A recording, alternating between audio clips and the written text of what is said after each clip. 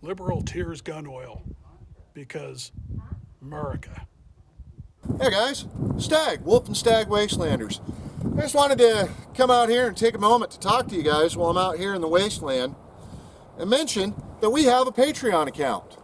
I'm sure you guys have seen me post about it plenty and seen myself and Wolf and all over social media, but we wanted to let you guys know that we have set up a Patreon account where you'll be able to go over and see exclusive videos from us, behind the scenes, things like that. Every bit helps us film and helps us create better and better videos as we go on. So if you guys could find it in your hearts to go over there and become a Patreon or patron, we'd really appreciate it.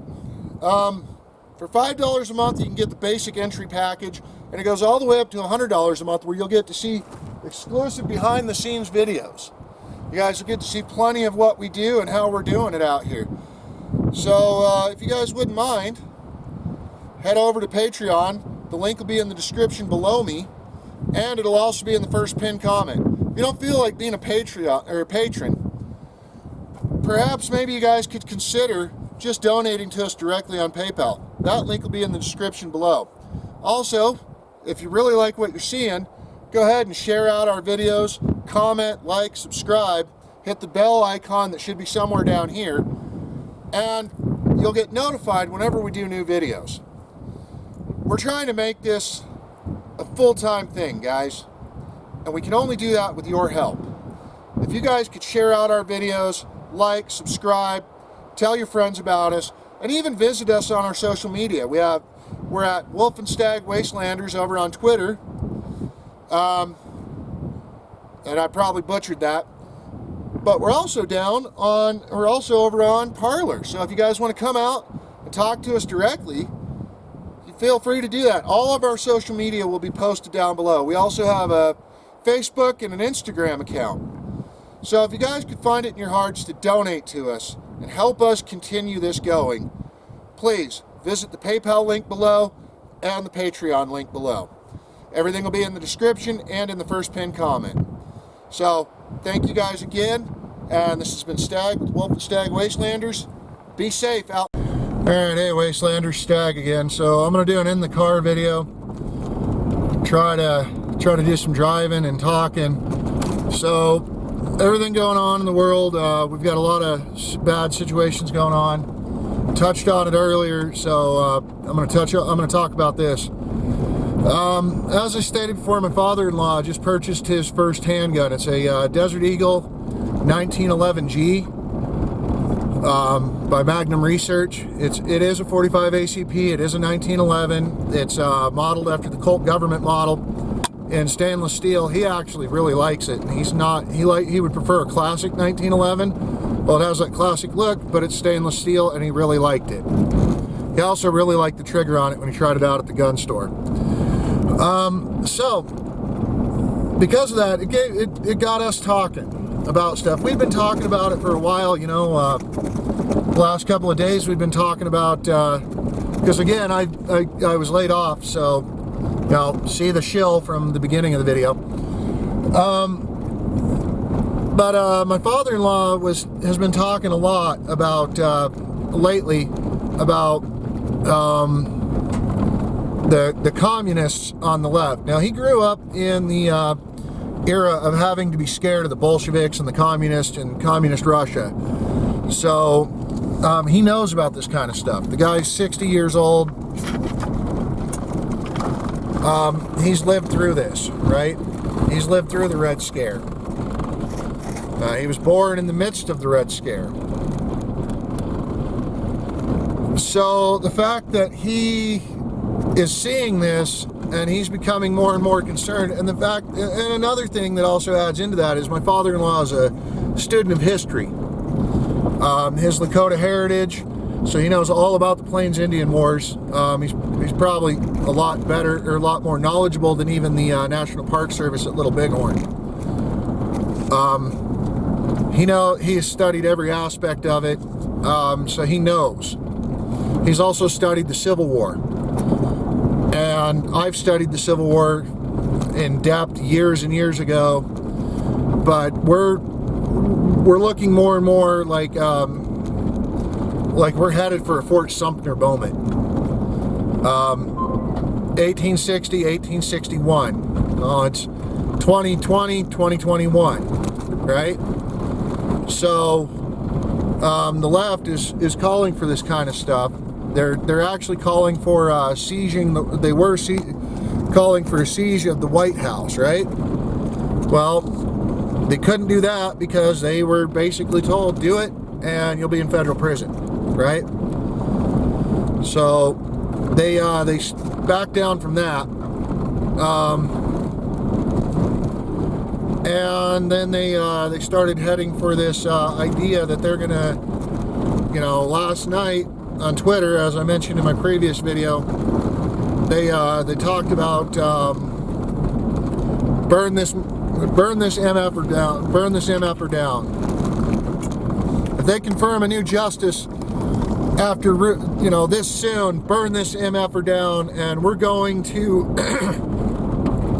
we're all going to Mitch McConnell's house, and we're going to protest. And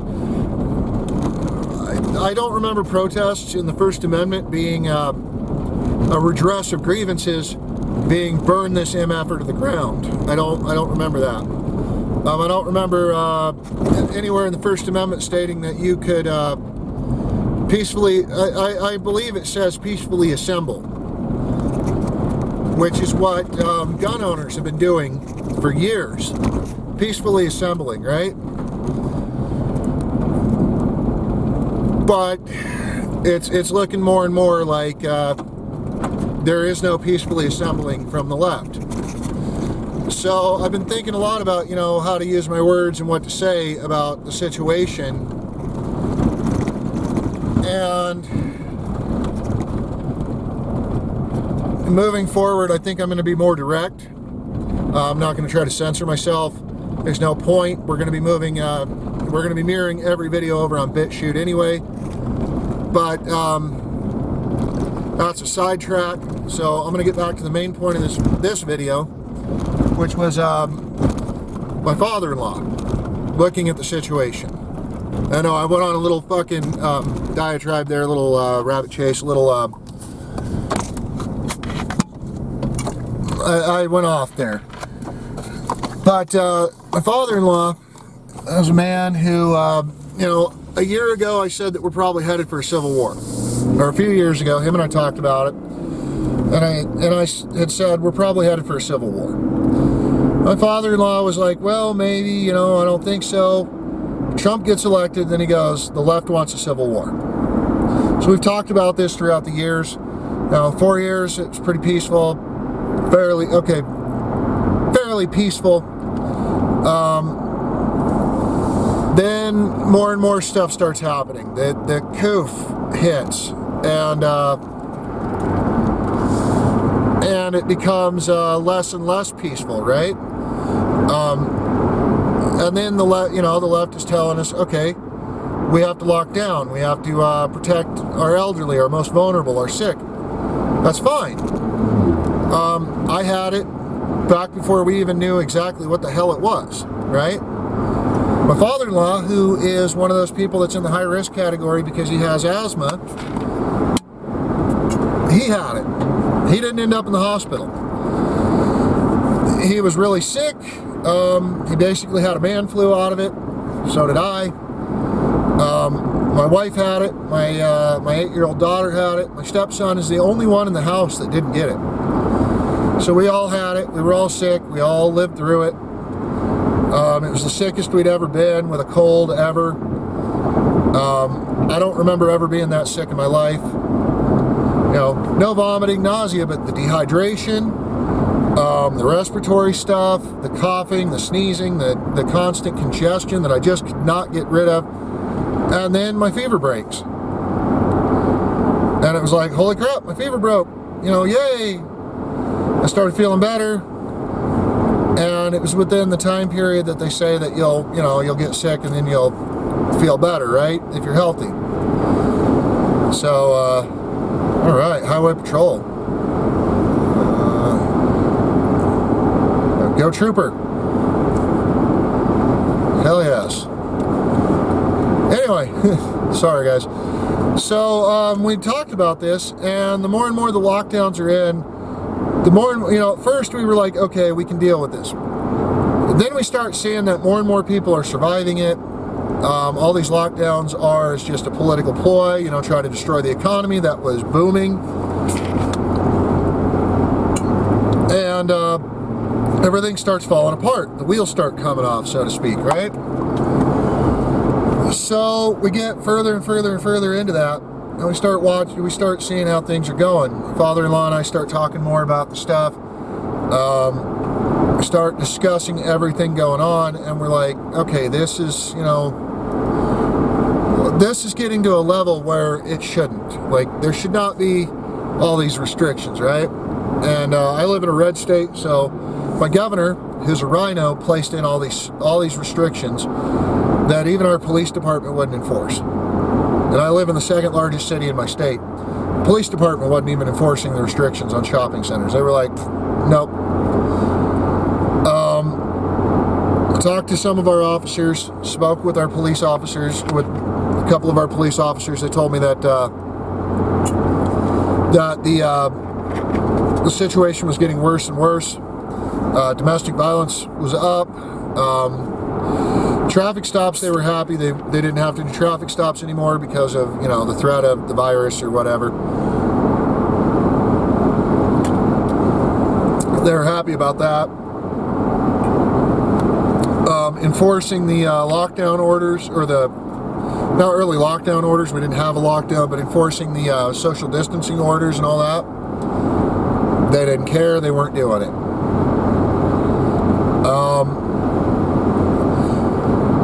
So my father-in-law spoke to a couple of cops in his community, a couple of police officers there, and his community is basically a suburb of my community. They basically told him the same thing. Our department's not enforcing any of this crap. We're not doing it. Basically, even if they ask us to, we're not doing it. We're not violating people's rights. I spoke to a couple sheriff's deputies. It was basically the same response. We're not going to violate your rights. The governor can basically kick rocks on that one. So we get to talking, and things progressed. I drained my retirement account. I was on a week-on, week-off status, so I got to spend a lot more time with my father-in-law this summer, a lot more time with my family.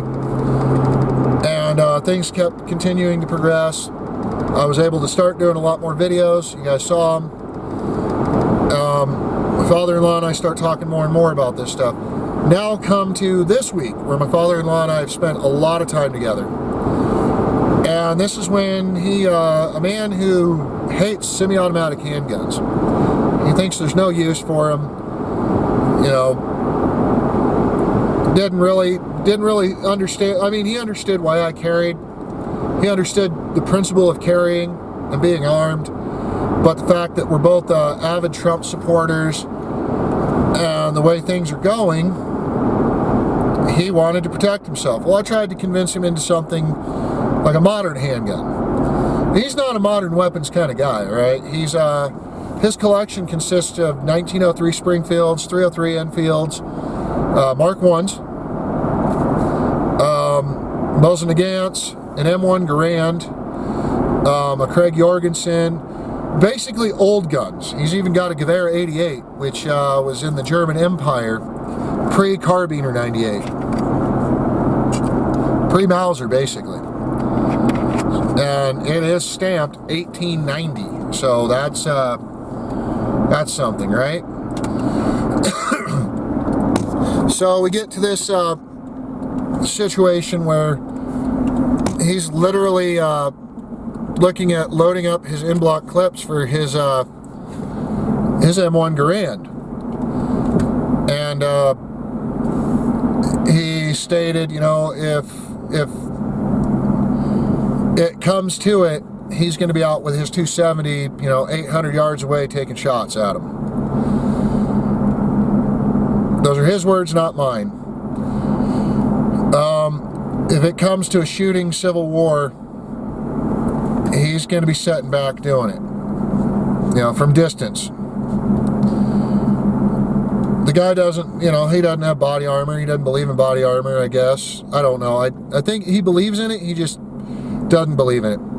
I've had this conversation with my own father. Okay? My own father's statements were, I'm 70 years old.